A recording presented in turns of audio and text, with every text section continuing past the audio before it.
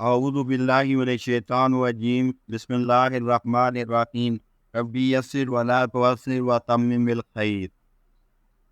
آج میں حضرت ابو بکر صدیق رضی اللہ تعالیٰ عنہ نے اپنی وفات سے پہلے جو حضرت عمر رضی اللہ تعالیٰ عنہ کو نصیحت کی تھی اس واقعے کو بیان کروں گا۔ حضرت عبد الرحمن بن عبداللہ بن ثابت رحمۃ اللہ علیہ سے مروی ہے کہ جب حضرت ابو بکر صدیق رضی اللہ تعالیٰ عنہ کی وفات کا وقت قریب آیا تو انہوں نے حضرت عمر فاروق رضی اللہ تعالیٰ عنہ کو بلوایا اور ان سے فرمایا، اے عمر، اللہ سے ڈرتے رہو اور یقین رکھو کہ اللہ تعالیٰ کے لیے ایک عمل دن کا ہے جسے وہ رات کو قبول نہیں فرماتا، اور ایک عمل رات میں ہے جسے وہ دن میں قبول نہیں فرماتا،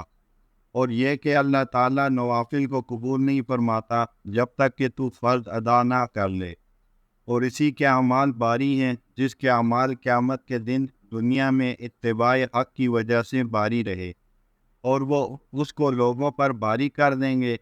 اور وہ ترازو جس میں کل کو حق رکھا جائے اس کا حق ہے کہ وہ باری ہو جائے،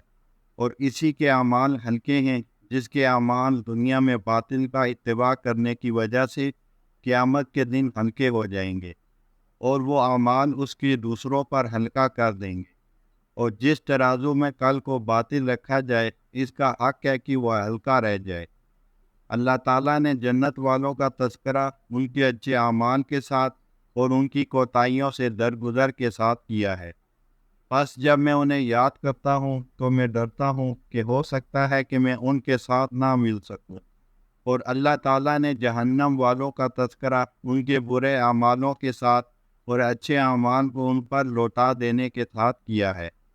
بس جب میں ان کو یاد کرتا ہوں تو مجھے امید ہوتی ہے کہ میں ایسے لوگوں کے ساتھ نہیں ہوں گا، تاکہ بندہ امید بھی رکھے اور خوف بھی نہ تو اللہ تعالیٰ پر تمنائیں رکھے اور نہ ہی اس کی رحمت سے مایوس ہو جائے۔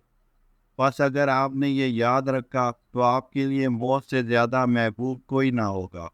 اور وہ تیرے پاس آنے ہی والی ہے،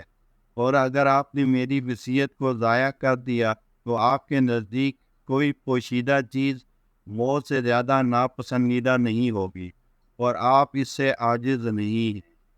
وآخر دعوانا الحمد للہ رب العالمین۔